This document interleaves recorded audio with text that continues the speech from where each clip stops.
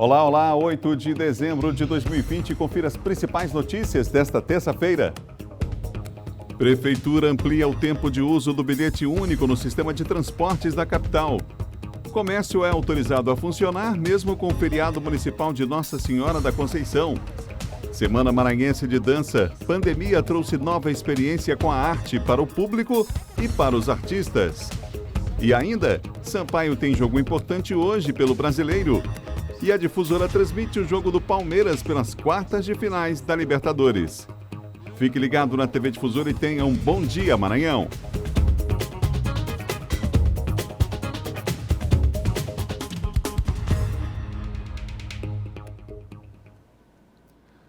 São 7 horas e 1 minuto, um ótimo dia, essa terça-feira já começou e a gente tem imagens ao vivo da capital de todos os maranhenses. Vamos ver na tela imagens da rotatória ali do chamado Caolho. Você tem aí imagens do trânsito já mais tranquilo, afinal de contas estamos num feriado. Essa imagem mostra aí a rotatória com o trânsito tranquilo. Eu repito, feriado dessa terça-feira, hoje, dia de Nossa Senhora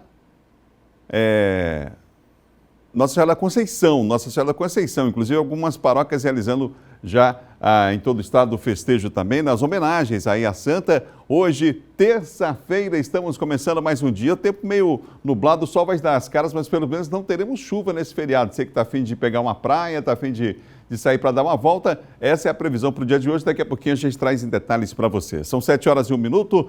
Obrigado pela audiência. Você na capital e no interior do estado, estamos falando para todo o Maranhão, unindo o nosso estado através da informação e vai ser assim até às 8 horas da manhã. A gente segue por aqui, a informação não para. Daqui a pouquinho, numa entrevista ao vivo, você vê aqui o secretário de Agricultura do estado falando sobre um workshop interessante. Vamos saber como é que está a área do pescado aí. Nós temos vários produtores aqui do estado. A gente vai falar sobre esse assunto daqui a pouquinho. Um workshop interessante, informação é sempre fundamental, principalmente nessa cadeia produtiva. Daqui a pouquinho a gente fala sobre o assunto aqui no nosso Bom Dia. Amanhã começa esse segundo workshop do pescado, inclusive mostrando experiências exitosas, experiências interessantes. E aí essa troca de experiências é fundamental. Já já ao vivo aqui no nosso Bom Dia, tá bom? A gente vai falar sobre a Semana Acadêmica da UEMA também, que começou ontem. Tem programação extensa aí e a gente fala sobre o assunto, hein? Olha, a gente começa o programa falando sobre o tempo de utilização do bilhete único, que foi ampliado aqui na capital maranhense. Agora os usuários têm até 2 horas para fazer a mudança de ônibus, desde que permaneça no mesmo sentido da viagem. E 1 hora se optar por trafegar aí no sentido oposto. Vamos ver na reportagem? Os passageiros têm agora 2 horas para fazer a mudança de coletivo se o trajeto for no mesmo sentido. Se o sentido da viagem for oposto, o bilhete único agora vale por 1 hora. É a opção de integração em toda a parada de ônibus. O benefício foi comunicado pelo prefeito da capital maranhense. A mudança passou a valer no mesmo dia em que foi anunciada pelo prefeito Edivaldo Holanda Júnior. Já foram mais de 25 milhões de viagens desde a implantação do bilhete único em dezembro de 2015. Eu acho que de alguma forma pode ajudar, né? Porque o horário de 1 hora ficava, né, um pouco apertado. Os passageiros ganham tempo e economizam, já que podem embarcar em quantos ônibus quiserem dentro do prazo previsto. Uma ampliação de serviços que beneficia 550 mil usuários do transporte coletivo. Um benefício ampliado, o bilhete único foi implantado pelo prefeito Edivaldo na gestão dele ainda em 2015, com 1h30 nas linhas troncais e agora é aumentado para 2 horas. Então é um benefício para a população, ela pode integrar em qualquer local, não precisa necessariamente ir ao terminal de integração. Pedro Henrique utiliza o bilhete único todo dia para ir até a universidade ou para resolver questões relacionadas ao curso. Quanto mais tempo para fazer o percurso, melhor. Acho que vai facilitar bastante estender um pouco esse horário, porque antigamente a gente tinha que ficar naquela correria de estar vendo se vai dar tempo ou não, e também é uma questão de em outras capitais já tem um horário assim bem maior em relação aqui de São Luís. De fato, enquanto estudante, para mim, realmente vai ser bom. Acredito que vai ser bom. São 7 horas e mais 4 minutos, 7h04. Olha, hoje é feriado, como a gente falou, mas o comércio pode funcionar normalmente. Nós vamos entender melhor com a participação do Eduardo Bueno, essa situação. O Bueno está com a gente aqui ao vivo no Bom Dia Maranhão. Olá, Bueno. Oi, Adalberto, um ótimo dia para você, uma excelente terça-feira. Para quem está em casa, está de folga, pode dormir até acordar nesse feriado, mas um acordo firmado entre a Fecomércio e o Sindicato dos Comerciários permitiu então a abertura de lojas hoje aqui na capital, sendo feriado de Nossa Senhora da Conceição. As lojas de ruas e avenidas vão funcionar de 8 da manhã até as 6 da tarde. Já nos shoppings, funcionamento normal de 10 da manhã até as 10 da noite. Adalberto lembrando também que os lojistas que abrirem deverão pagar 100% da hora extra aos funcionários, além de um adicional de R$ 60. Eles também precisam enviar ao Sindicato dos Comerciários a lista prévia dos funcionários convocados e pagar aos sindicommerciários um valor também de R$ 10. Agora, Adalberto, quem for para os supermercados e feiras da capital vai encontrar os itens da ceia de Natal bem mais salgados que o ano passado. A gente vai acompanhar agora na reportagem. Na mesa do consumidor, a receita vai ter que ser adaptada. Estou levando camarão aqui. Para mim fazer ele, eu ia botar batata, botar ovos, camarão cozido agora, nada disso. Um guisadinho e pronto. O motivo está evidente para todo mundo: o preço dos alimentos. O leite, arroz, muitas coisas, muita mesmo. É quando entra aquele velho jeitinho brasileiro de vender e de comprar também. Com os preços em alta, os consumidores acabam apelando para qualquer desconto. Tudo para que a cesta básica esteja dentro do orçamento esse mês. A estratégia é que eu simplesmente pergunto o preço aqui, pergunto ali. É sempre diferente o preço um do outro, sabe? Aí aquela história, eu pechincho. Desde a pandemia da Covid-19, que os preços dos itens de alimentação têm variado constantemente. De acordo com o IPEA, que mede o Índice Nacional de Preços ao Consumidor, esses valores desses produtos têm aumentado nos últimos meses e devem permanecer assim até o fim do ano. Ou seja, um custo a mais para a ceia de Natal. De acordo com o IBGE, a alta projetada para os preços dos alimentos em 2020 passou de 11% para 16,2%. Apesar de ter desacelerado 0,81% em novembro, esta foi a maior alta para o mês nos últimos 5 anos. Daí haja jogo de cintura para o Messias vender aqui todo dia. Tem que improvisar, tem que ganhar na compra, né? Quando vai comprar, para poder vender mais em conta, porque tá complicado. Pois é, Adalberto, falamos então de funcionamento de comércio e também do preço dos itens da ceia de Natal. Então, começamos essa terça-feira com aquela notícia boa, mas nem tanto. Eu volto ao estúdio com você. É verdade, Bueno. Precisamos de boas notícias sim nesse fim de ano. Um abraço. Eduardo Bueno com a gente aqui, trazendo sempre informações para nós no comecinho aqui do Bom Dia Maranhão. São 7 horas e mais 7 minutos. Por falar no comércio, a gente falou ainda há pouco que o comércio está liberado para funcionar, não é? Lá em Imperatriz o comércio está otimista aí com a liberação do 13º salário. Vamos ver na reportagem? Com a chegada do mês de dezembro e os recursos extras do 13º salário, o poder de compra do consumidor aumenta. Aqui sempre tem de tudo, né? Aqui só tem coisas boas, Imperatriz é o lugar, né? Nos últimos dias, a economia local tem tido um aquecimento. A empregada doméstica Rosângela aproveitou o dinheiro extra para ir às compras. Olhando as coisas boas por aí, que tá tudo cheio de novidade, tudo bonito, né? Tá muita coisa bonita aí na rua, tem muita coisa boa. Com o 13º, a gente aproveita para fazer as compras de fim de ano, né? Os trabalhadores ainda vão receber a segunda parcela do 13º salário conforme a lei. O 13º vem injetar aí alguns bilhões de reais na economia, né? Já injetou na primeira parcela, vai injetar agora na segunda parcela. Então, o comércio vai se aquecer, as pessoas... É momento festivo, é momento de confraternização. Até o dia 20 de dezembro, a segunda parcela do 13º salário será paga. E a expectativa é que o fluxo de pessoas aqui no comércio de Imperatriz se intensifique. Esse ano, o setor varejista e atacadista esperam um crescimento de cerca de 15% com relação às vendas. A gente sempre espera o melhor, né? E essa segunda parcela, a primeira já aqueceu bastante, a gente sente isso nesse movimento que está aqui no calçadão. E a segunda vem para animar ainda mais, né? Ela já vai sair aí perto do Natal, então melhor ainda para animar, para aquecer o comércio. E é preciso, né? Ainda mais no ano deste pandemia, a gente vê a dificuldade que foi, várias empresas fecharam, vários restaurantes, só para citar um exemplo. Os próprios sindicatos fez um balanço aqui, muitos deles que fechariam as portas já não voltariam mais. E a gente vê isso aqui na capital, por exemplo, a gente passa e vê as lojas fechadas. Não apenas nesse segmento, mas em outros segmentos também. Em alguns shoppings, por exemplo, lojas que funcionavam normalmente, nesse período de pandemia deixaram de funcionar e não retornaram às suas atividades. O número de desempregados ainda é muito grande também em todo o país e aqui do Maranhão não é diferente e a gente tem um quantitativo ainda enorme de pessoas aí na informalidade, não é? Vamos falar de saúde porque a gente tem aqui na tela os números da Covid-19 do Maranhão. Vamos falar sobre a pandemia, né, que estamos vivendo aí. A gente tem aqui os dados atualizados da Secretaria de Estado da Saúde. Esse é o último boletim, um boletim que saiu ontem à noite com os dados oficiais. O número de casos confirmados agora é de 195.221. Desses, recuperados 186.792. O total de casos ativos é de 4.085. A gente sempre lamenta o número de óbitos, 4.344. Nas últimas 24 horas, 5 casos na Ilha de São Luís, nenhum em Imperatriz e 130 nas demais regiões. Lembrando que esse é o boletim último registrado na noite de ontem e aí se refere a um período de 24 horas esses últimos registros que a gente viu aqui. E vale lembrar também que, segundo dados oficiais do Ministério da Saúde, a média móvel de casos e de mortes por Covid-19 teve aumento na última semana em vários estados da federação.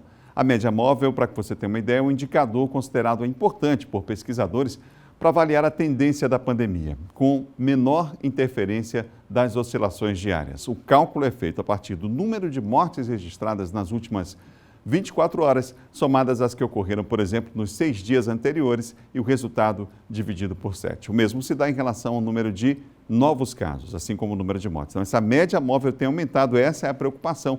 E a gente vai ver aqui nesse radar aí das possibilidades de ampliação da pandemia. Infelizmente, São Luís está entre essas capitais. Vamos juntos aqui com informações para você. São 7 horas e 11 minutos, 7 e 11. Olha, a Legião da Boa Vontade, a LBV, arrecadou várias cestas básicas para doar a famílias em situação de vulnerabilidade social aqui no estado. É um trabalho sério que vem sendo feito, ainda bem as pessoas estão sendo solidárias e a entidade então já começou a fazer inclusive a entrega dessas cestas. Vamos ver? Centenas de famílias estão sendo beneficiadas com as doações. Serão entregues 1.000 cestas básicas e 1.000 kits com materiais de limpeza. Para seu Manuel, as doações chegam em boa hora. Ave Maria, em boa hora. Não tem explicação. Dona Madalena também foi uma das contempladas com a cesta e com o kit de material de limpeza. Chega, boa hora, ajudada por Deus do Senhor Jesus. Todo o material arrecadado será doado para famílias em situação de vulnerabilidade social, que residem tanto na capital como no interior do estado. Mais uma importante ação desenvolvida pela Legião da Boa Vontade, que tem como objetivo minimizar os impactos causados pela Covid-19 na vida de quem já sobrevive com tão pouco. A LBV esse ano arrecadou 1.000, né? Por conta da pandemia teve um nível de doação maior, mas também aumentou o nível de vulnerabilidade. Então a gente percebe que tem muita gente precisando dessa cesta, muita gente precisando desse kit de limpeza, né? Para evitar o contágio do coronavírus e também porque a própria pandemia ela causou uma vulnerabilidade muito grande, com muitas pessoas demitidas, muita gente sem emprego, muita gente que trabalha informalmente não pôde conseguir trabalhar, então esses 1.000 kits são muito bem-vindos nesse momento. Parabéns, LBV, pela iniciativa e você que doou também, parabéns pelo coração aí, né, solidário, especial nesse momento, hein? Olha, vá lá nas nossas redes sociais, no Instagram, no Facebook, você vai lá e confere o nosso programa que está sendo transmitido ao vivo nas plataformas digitais também. Compartilha, cria uma sala de vídeo. Mandar um abraço aqui para o pessoal que acompanha sempre a nossa programação. A irmã Janu está ligada com a gente lá na Vicente Fialho, não perde o nosso programa, não perde o Bom Dia, está acompanhando aqui a nossa programação. E o Gilberto também, ele que é motorista de aplicativo, assiste todos os dias o nosso Bom Dia Maranhão. Obrigado, Gilberto, e obrigado, irmã Janu, também pela audiência, hein? É hora de conferir o nosso Giro de Notícias. De acordo com informações da Polícia Rodoviária Federal, o trajeto da mega turbina, que já entra em seu 12º dia, segue pelas rodovias do Maranhão. A previsão é que nesta terça-feira o trajeto do conjunto transportador ocorrerá somente durante o dia, de 8 da manhã e 5 da tarde, entre as cidades de Miranda do Norte e São Mateus, quilômetro 128 ao 183 da BR-135. Para essa etapa, estão previstas 5 interdições temporárias de no máximo 1 hora cada durante o trecho percorrido, de forma que não comprometa muito a fluidez do trânsito.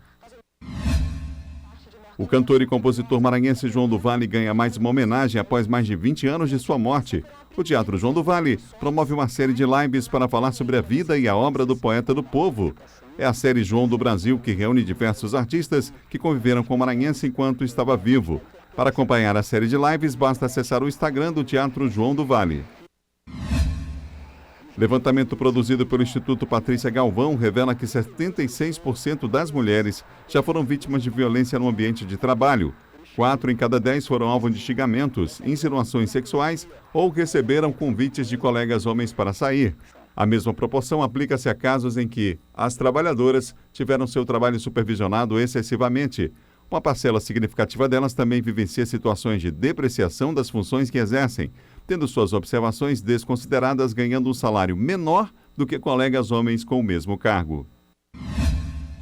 Os trabalhadores com carteira assinada sem conta na Caixa Econômica Federal poderão receber o abono salarial sem a necessidade de ir a uma agência. A partir de hoje, o banco depositará o benefício do Programa de Integração Social na conta Poupança Social Digital. As contas foram abertas de forma gratuita pela Caixa, sem a necessidade de apresentação de documentos. O pagamento pela poupança digital foi autorizado no fim de outubro, que autoriza permanentemente o pagamento de diversos benefícios sociais e trabalhistas por meio eletrônico. No próximo bloco, veja detalhes da Semana Acadêmica da Universidade Estadual do Maranhão, a UEMA. E mais, Silva Alves vem aí atualizando os principais assuntos da área de segurança. A gente volta em instantes, são 7h16. Você ligado aqui no Bom Dia nesse feriado de terça-feira. Voltamos já já.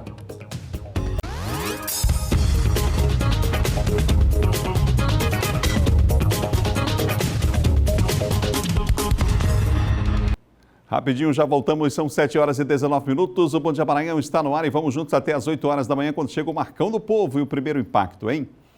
Olha, foi aberta ontem a Semana Acadêmica da Universidade Estadual do Maranhão. Esse ano o evento acontece de forma virtual, mas o objetivo continua sendo o de envolver os alunos da produção científica da instituição, despertar a vocação científica, incentivar aí os talentos potenciais entre os estudantes de graduação, pós-graduação, profissionais também e a comunidade, né? Quem está comigo para trazer mais detalhes é o Eduardo Ericeira nesta manhã. O Eduardo, essa semana é importante ter a Semana Nacional de Ciência e Tecnologia, né? Em paralelo aqui próximo à Semana da UEMA, esse ano mais uma vez, mesmo com a pandemia. Pois é, Adalberto, muito bom dia a você, bom dia a todos que acompanham o Bom Dia Maranhão. E essa semana mesmo a gente já falou sobre essa importância, né, da questão acadêmica, da questão da ciência. A gente já tratou sobre esse assunto aí dessa semana e vem tratando, claro, ao longo dessa pandemia, falando da importância do estudo, da pesquisa, enfim. E a semana acadêmica acontecendo, teve início ontem, se estende até a próxima sexta-feira. Vou conversar aqui com a professora e pesquisadora da Universidade Estadual do Maranhão, Andréa Azevedo, que vai trazer mais informações a respeito deste assunto, a respeito do evento. Ela que também é coordenadora da semana acadêmica. Muito bom dia, professora. Fala para a gente um pouco da programação, o que está sendo tratado, de forma remota, claro, mas com ampla participação de pesquisadores, professores, estudantes e da comunidade geral, não é isso? É isso. Bom dia a todos. Então, nós estamos aqui na UEMA fazendo de forma virtual o evento Semana Acadêmica, UEMA 2020.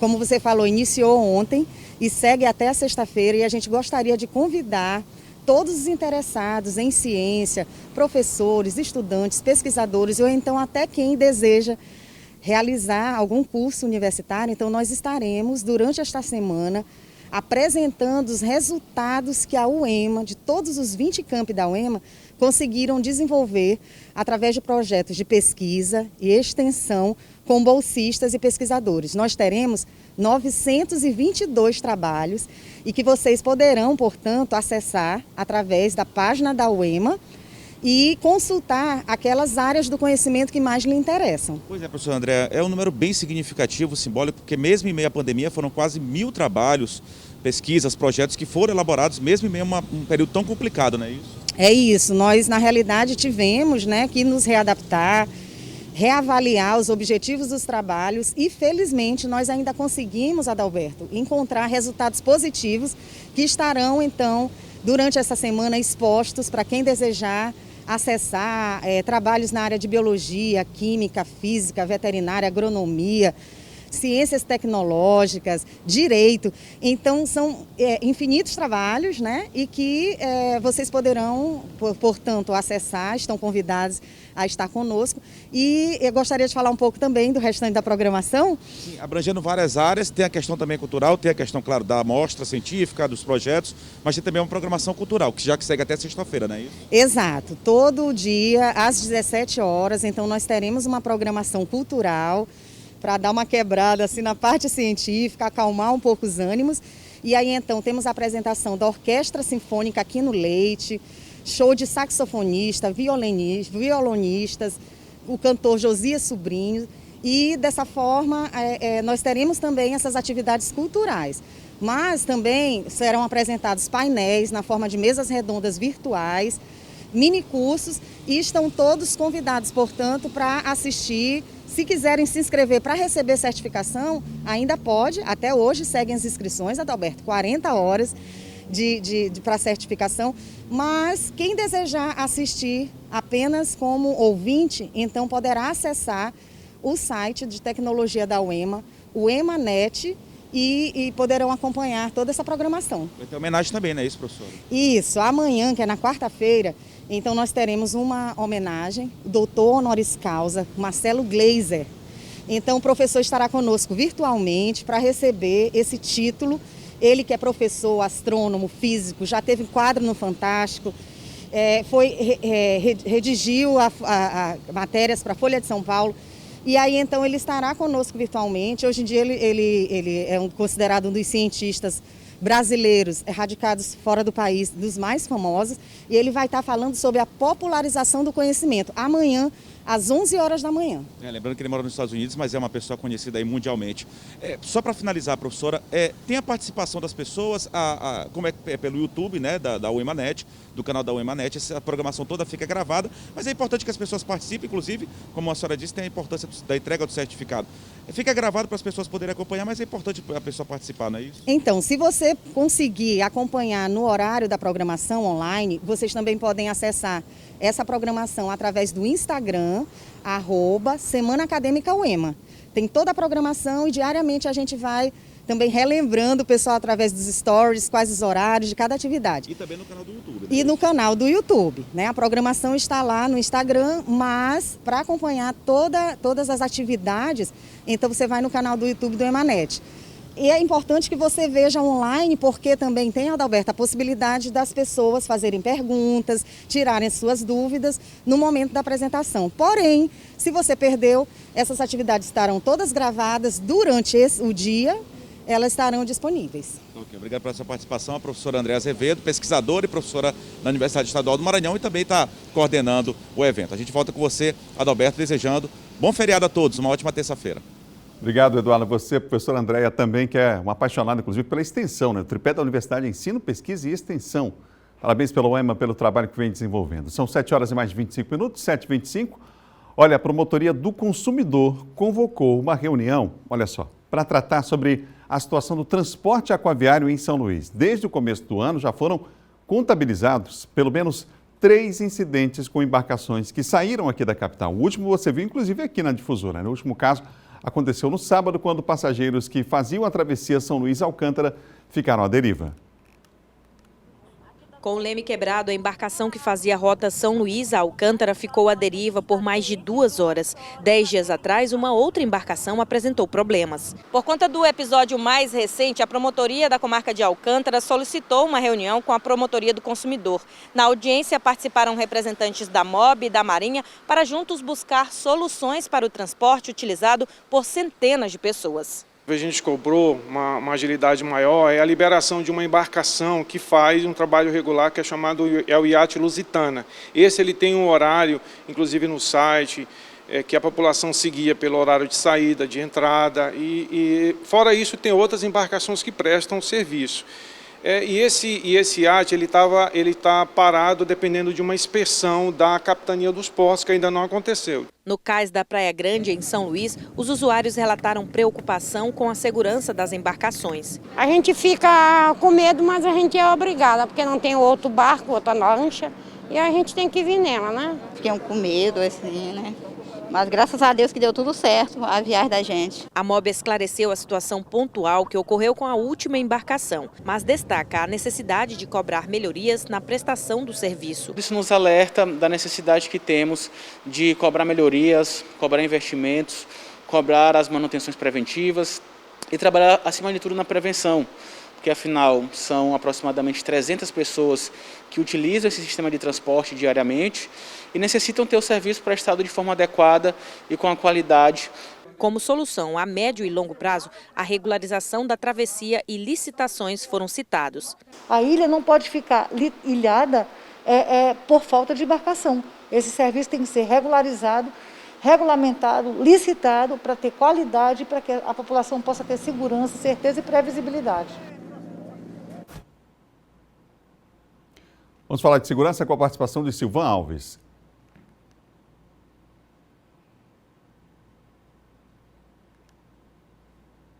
Tem problema não, a gente segue por aqui sem vinheta, mas o Silvan já está comigo aqui no estúdio. O importante é a informação, essa não pode faltar, não pode falhar de jeito nenhum. Silvan, bom dia para você. Bom dia. Vamos falar sobre esse caso que a polícia investiga a morte de um motorista depois de um assalto no Campo de Peniz. A gente falou sobre isso aqui, inclusive, você falou que o local, inclusive, foi uma ambulância que aconteceu.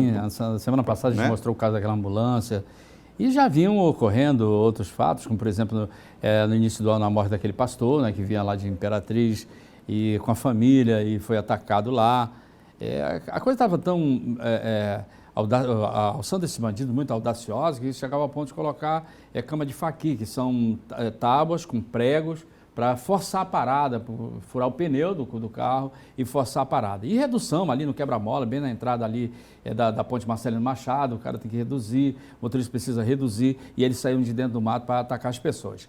A polícia já tem uma pista, tem um suspeito que está preso, né, foi preso pelo pessoal do GSA, esse é o empresário, no caso o Bruno, que estava voltando lá de Rosário, juntamente com a esposa dele, e aí, infelizmente, eles foram atacados, eram 2 indivíduos numa moto, atacaram eles ali pouco depois ali da entrada da ponte, já no Campo de Perizes.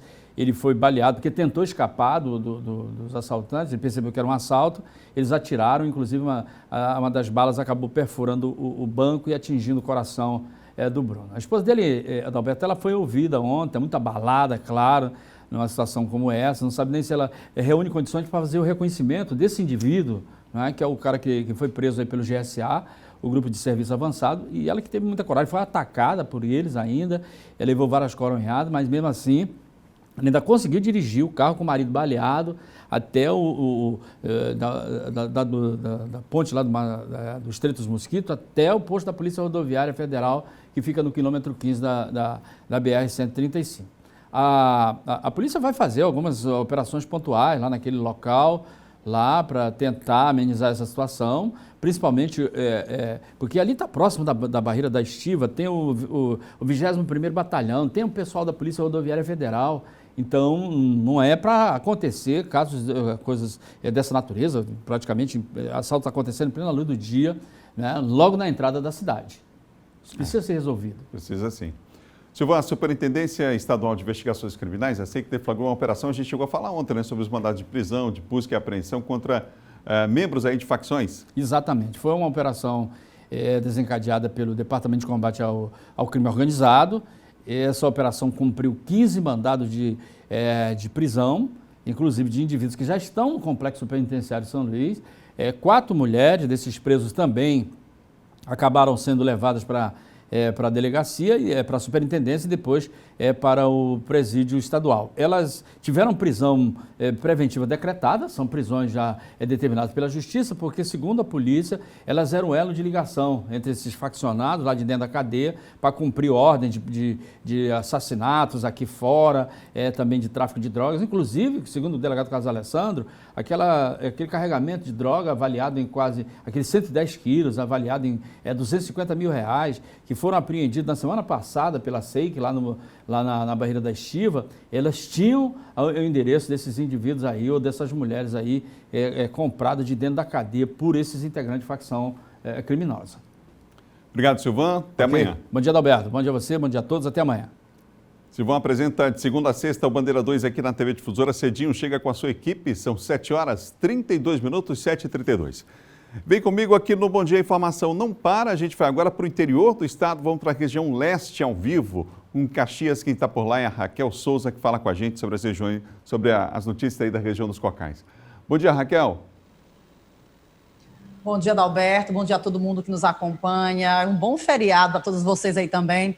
E olha só, aqui na região leste, por pouco, um incidente não causa uma tragédia durante uma missa campal que foi realizada em homenagem à Nossa Senhora da Conceição, padroeira da cidade, na Praça da Matriz, aliás, na Igreja da Matriz, no centro da cidade. Além da calçada da igreja, a celebração também era realizada na rua que estava interditada. Havia algumas cadeiras no local. Mesmo com a área isolada, um homem de 41 anos de idade que dirigia um carro invadiu o espaço onde estavam essas cadeiras. Segundo testemunhas, ele parecia descontrolado. Com o acidente, uma adolescente de 17 anos saiu machucada na perna, mas, segundo informações que coletamos ontem, ela passa bem. O motorista foi detido por populares e uma equipe da Polícia Militar foi acionada e encaminhou o condutor à Polícia Rodoviária Federal para que ele fosse submetido aí ao teste do bafômetro.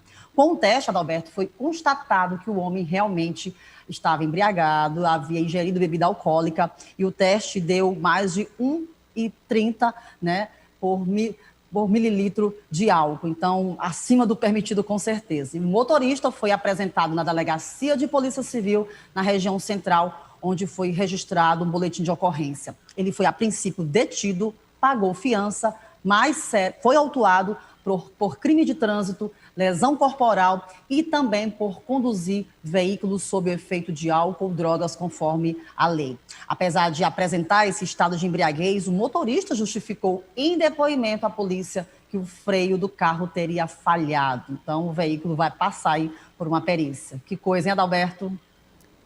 Verdade. Obrigado, Raquel, pelas informações, viu? Raquel Souza, lá de Caxias, trazendo informações para nós aqui no Bom Dia. São 7h34 e a pergunta que eu faço agora é: será que vai chover? A gente vai ver imagens de Imperatriz para saber como é que vai ficar o tempo por lá hoje, a segunda maior cidade do estado, hein? Aqui na cidade, aqui na capital, será que vai dar praia nessa terça-feira? Imagens do Clima ao Vivo, você vê aí, ó. O Rio Tocantins, tempo meio nublado por lá. E vai ser assim durante todo o dia, tempo nublado, pancadas esparsas de chuva a qualquer momento. Mínima em Imperatriz, que a gente tem imagens ao vivo aí na tela, 24 graus e a máxima 31 graus. Bela imagem aí com o Rio Tocantins, sempre belíssimo o Rio Tocantins aí, né?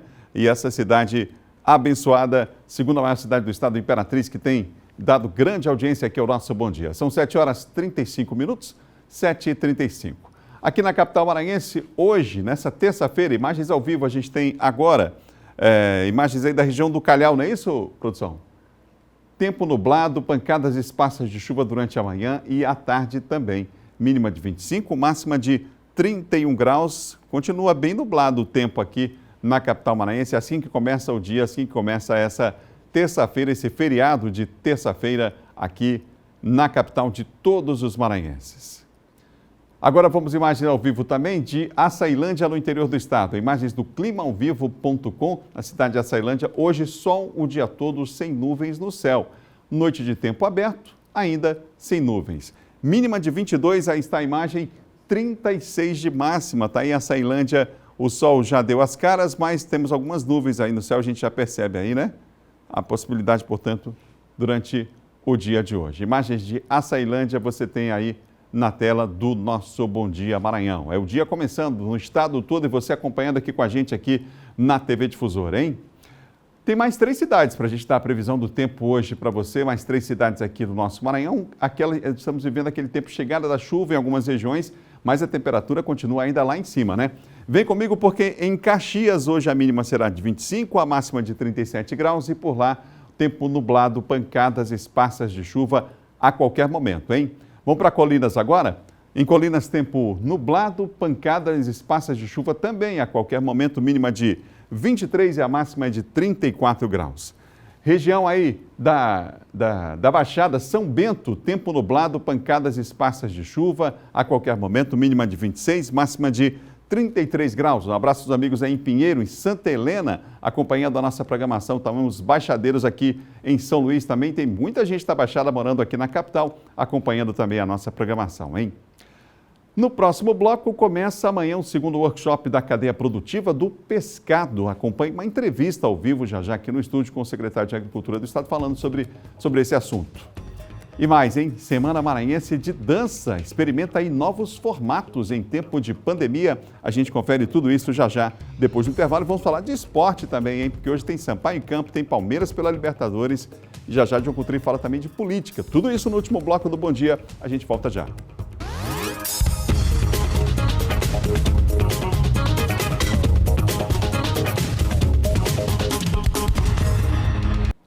Estamos de volta com o Bom Dia Maranhão ao vivo para todo o estado. Vai ser aberto amanhã o segundo workshop da cadeia produtiva do pescado, conhecendo iniciativas promissoras e experiências exitosas. Esse é o tema. Sobre o assunto eu converso agora aqui no estúdio com o secretário de Estado da Agricultura, Sérgio Delmiro. Secretário, bom dia.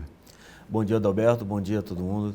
Secretário, o tema é extremamente importante. Ano passado houve o primeiro workshop, esse ano o segundo. Estamos aí em tempo de pandemia, vai ser virtual, mas eu imagino que o conteúdo programado é de extrema relevância, inclusive tratando aí de compartilhar o conhecimento e essas experiências, não?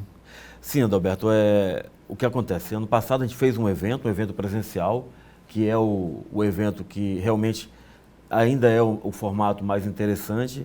Todo o network que é criado num evento desse é muito importante. Esse ano a gente esperou um pouco para ver se conseguia fazer ele presencial, mas depois vimos que não seria possível e optamos em realizar o evento na versão online, né?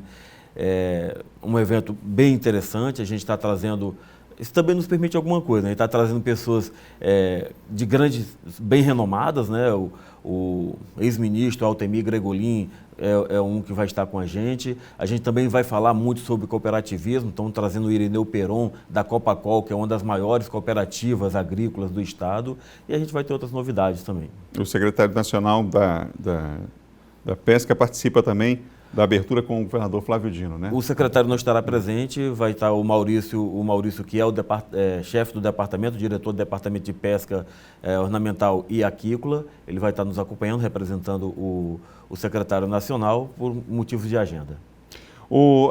As políticas públicas da pesca e da aquicultura vão ser tratadas nesse tema. E a gente lembra que o Maranhão tem o segundo maior litoral do Nordeste, né? Só perde para a Bahia. Como é que está o estado hoje em relação à produção, já que essa riqueza natural já existe? Sim, no workshop a gente vai tratar de pescado, né?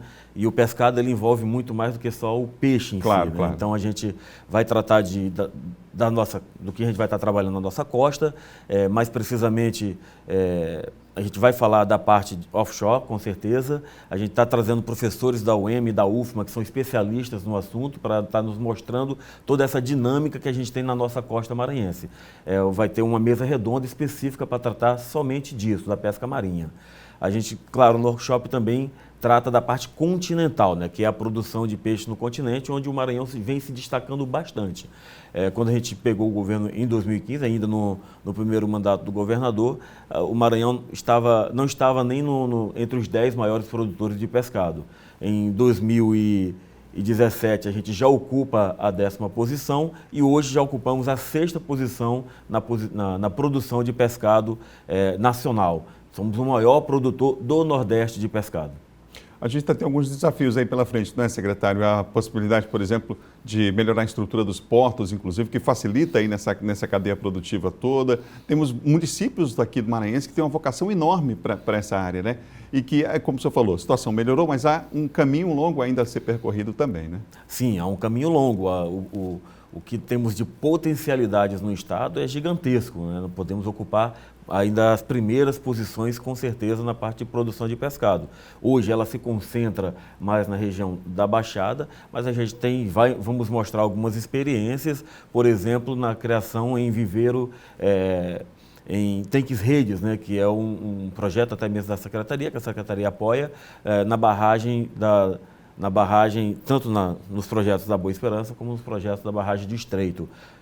Esses também vão ser mostrados durante o evento.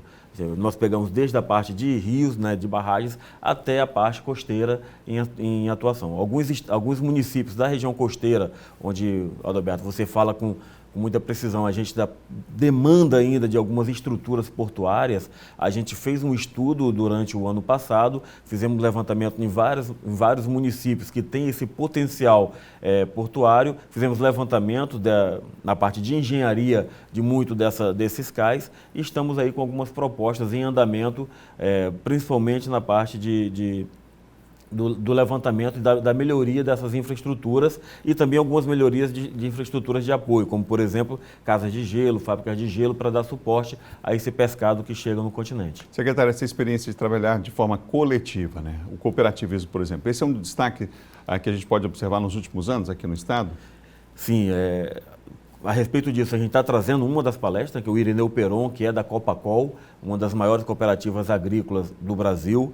Ele vai estar falando sobre a experiência deles lá no Estado e a gente vai estar mostrando algo que nós estamos trabalhando aqui também. O cooperativismo é um foco que, inclusive, a Secretaria tem feito parcerias com outras secretarias que têm um know-how com relação à parte da economia solidária, no caso a SEDRES, né, a Secretaria de Trabalho, Emprego e Economia Solidária, para estar trabalhando junto aos pescadores também a parte do cooperativismo. Se destaca bastante e a gente tem necessidade de levar isso até os nossos produtores, até os nossos pescadores. Vamos reforçar o convite para as pessoas, como é que elas fazem para participar, enfim, já que é virtual? Bom, o evento será virtual, será transmitido pelas redes sociais da Secretaria de Agricultura, a abertura pela rede do governo, e as inscrições podem ser feitas através do site da Secretaria. Você vai ter lá o sagrima.ma.gov.br ou então diretamente no site do evento, que é workshopdapesca.ma.gov.br. Obrigado, secretário, pela entrevista. Boa sorte aí no workshop a partir de amanhã. Muito obrigado a todos. Bom dia. Você ligado no Bom Dia Maranhão nessa manhã de terça-feira, hoje feriado, como a gente falou, ainda há pouco o comércio funciona normalmente aqui na capital, mas é feriado sim, e a gente vai seguindo aqui com o nosso Bom Dia Maranhão. Daqui a pouquinho tem João Coutrin falando de política, a gente vai falar ainda de esporte também, aliás, agora mesmo a gente vai mudar a chave aqui, virar a chave, mudar de assunto e falar de esporte, vamos falar da competição mais importante do continente no futebol.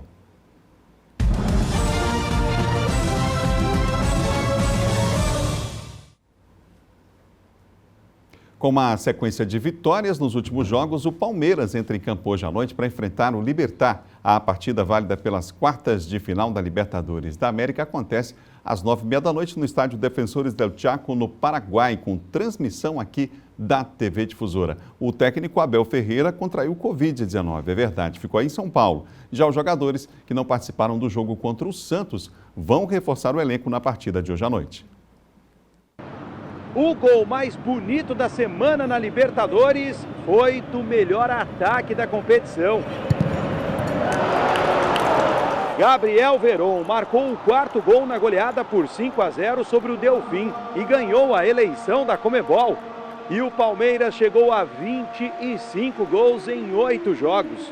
Uma linha de atacante de raça, como diz o hino do clube. Todo mundo sabendo que quer almejar, né, ainda esse ano. Então a gente sabe que é uma temporada longa, uma temporada de muitos jogos, então com certeza está todo mundo focado, está todo mundo concentrado para fazer uma grande partida lá no Paraguai. Uma força ofensiva que foi vista em quase todas as partidas na Libertadores, menos uma vez, exatamente aqui. No estádio Defensores del Chaco, o Verdão não saiu do 0-0 diante do Guarani do Paraguai. Foi o único empate da equipe na maior competição das Américas. E agora volta para o Paraguai para encarar outro rival, o Libertad, pelas quartas de final. Expectativa de um grande jogo, né? Sabemos da qualidade, da força da equipe deles. Mas a gente é o Palmeiras, né? A equipe paraguaia se classificou com 2 vitórias sobre o Jorge Wilstermann, da Bolívia. Mas reconhece que o favoritismo é alviverde. E o Palmeiras vem quase completo. Rony, Scarpa, Gabriel Menino, Gomes e Danilo, que não atuaram no final de semana, estão à disposição. A maior ausência será o treinador Abel Ferreira, que contraiu Covid. O auxiliar Vitor Castanheira vai dirigir o time. Mais um desafio: vencer no único país que passou em branco. para chegar mais perto do bicampeonato da Libertadores. E o SBT transmite ao vivo Libertad e Palmeiras nesta terça-feira, a partir das 9h15 da noite. E vai ser um jogão, não tenho nenhuma dúvida disso. Vamos falar de Campeonato Brasileiro, porque o Sampaio tem hoje uma partida decisiva pela Série B do Campeonato Brasileiro. A partida é contra o América Mineiro, fora de casa, inclusive. Em Terras Mineiras, aí você vê as imagens para o duelo desta terça-feira contra o América Mineiro, confronto direto na parte de cima da tabela, válido pela 27ª rodada. O Sampaio realizou o único treinamento, aí estão as fotos para a partida de hoje no CT do Coimbra. Foi esse o treinamento de ontem. Os trabalhos começaram com reforço muscular na academia e depois os atletas se deslocaram até o campo, onde foi realizada uma atividade leve que serviu para o técnico Léo Condé orientar aí o grupo sobre a estratégia de jogo a ser utilizada no duelo diante do vice-líder da competição. Após o treino, o grupo tricolor seguiu para o hotel, onde está concentrado para a hora da partida contra o América. América e Sampaio hoje se enfrentam no estádio Independência às 7h15 da noite. Vai ser um outro bom jogo aí, os dois aí brigando, precisando aí somar pontos aí no Campeonato Brasileiro. E o Sampaio, claro, de olho já no acesso, né? Isso é que é importante, já fazendo as contas para isso, e a partida de hoje é fundamental. A gente falou de esporte, agora a gente muda de novo a chave, vira para falar de política.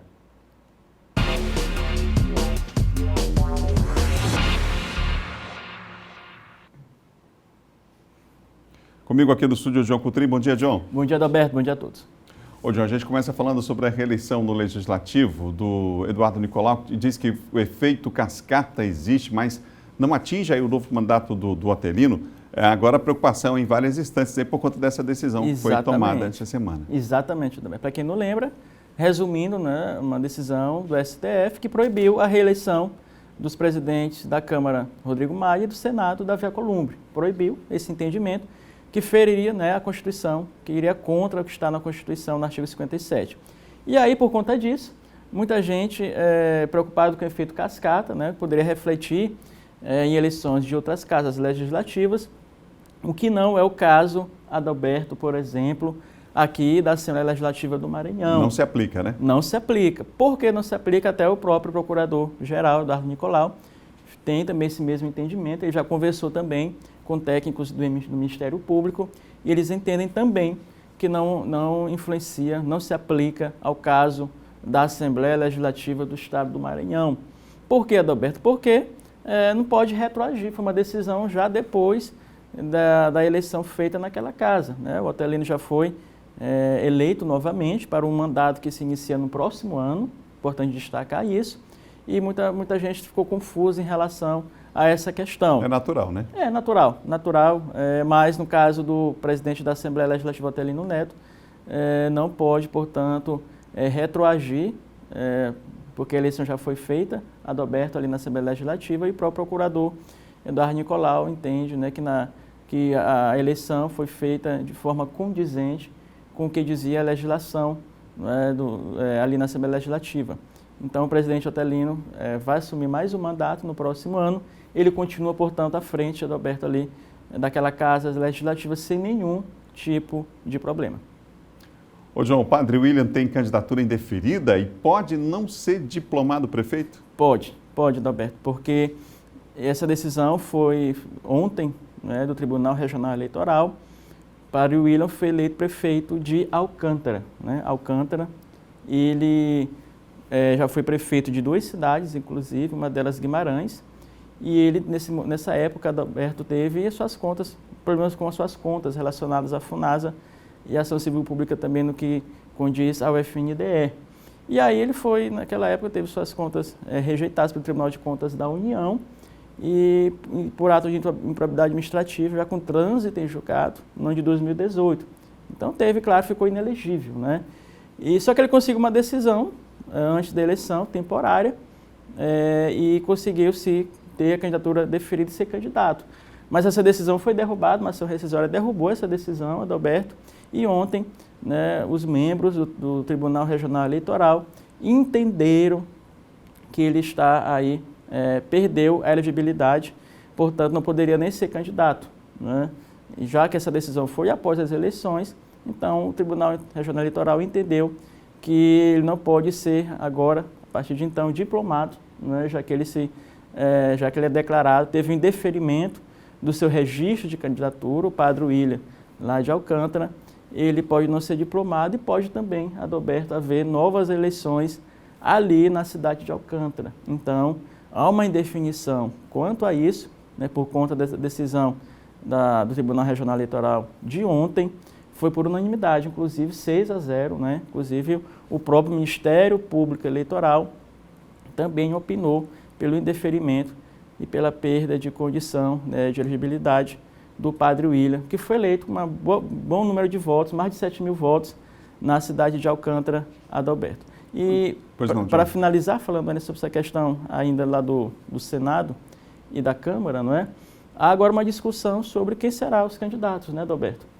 Só para resumir, a expectativa qual o panorama hoje? O MDB deve lançar um candidato no Senado, eles têm 13 senadores, pode ser o Fernando Bezerra, tem Simone Tebet, inclusive a Simone Tebet, presidente da CCJ, já conta com o apoio de um senador maranhense, no caso a senadora Elisiane Gama, pode ser um desses nomes. O PSD tem o Antônio Anastasia, pode ser um desses nomes a concorrer ali no Senado. Na Câmara, é uma outra discussão, o Rodrigo Maia deve conduzir, não é? Alguém do seu grupo, tem vários nomes.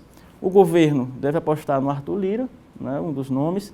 E o grupo do Rodrigo Maia pode ter aí o Luciano Bivar e também o presidente do MDB Nacional, Baleia Rossi, um dos nomes cotados. Obrigado, João. Até amanhã. Até amanhã. João Coutrinho, nosso colunista de política, são 7h56, 7h56. Olha, até domingo acontece de forma virtual a 14ª Semana Maranhense de Dança. Esse ano, com a pandemia, o evento proporciona novas experiências, não só para quem vai assistir a semana, mas também para os artistas envolvidos. Olhando assim, o teatro vazio nem parece que o maior evento de dança do estado já começou. É que quase todo o trabalho está sendo feito nos bastidores, como medida de prevenção devido à pandemia. Nessa nova realidade, a sala de reuniões acabou tendo uma outra utilidade. Ela acabou sendo adaptada para virar uma ilha de edição.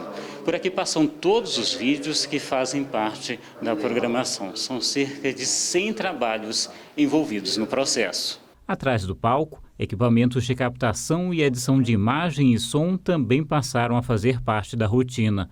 Esse ponto da plateia agora é onde são gravadas as participações dos intérpretes de Libras. Tudo para levar mostras, espetáculos, vivências e workshops até o público, pela internet. As duas formas de participação foi vídeos de anos anteriores, de trabalhos de anos anteriores e vídeos atuais feitos de casa. De casa, quando eu falo, ou na sua própria casa, ou em espaço público que você possa ter criado algum trabalho que dentro dos protocolos de não aproximação ou qualquer coisa dessa natureza nesse período de pandemia. Algumas atividades, como palestras, são transmitidas ao vivo. A 14ª edição da Semana Maranhense de Dança conta com apresentações somente de maranhenses. Segue até 13 de dezembro, sempre online. Um desafio que acabou se tornando um aprendizado, apesar da experiência dos envolvidos. Para a gente foi esse desafio, lidar com a câmera, lidar com uma ilha de edição, lidar com essas partes, essas peculiaridades que a gente não tinha. Mas eu comecei a aprender um pouquinho e eu acho que as coisas estão saindo muito bem.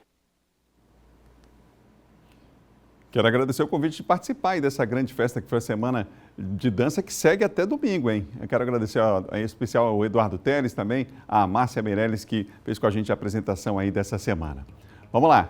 Tchau, tchau. A gente se encontra amanhã. Imagens da praia para a gente encerrar. Dá tempo ainda de mostrar um pouquinho aí para inspirar você nesse feriado. Amanhã a gente volta às 7 da manhã, depois do Bandeira 2. Tchau, tchau.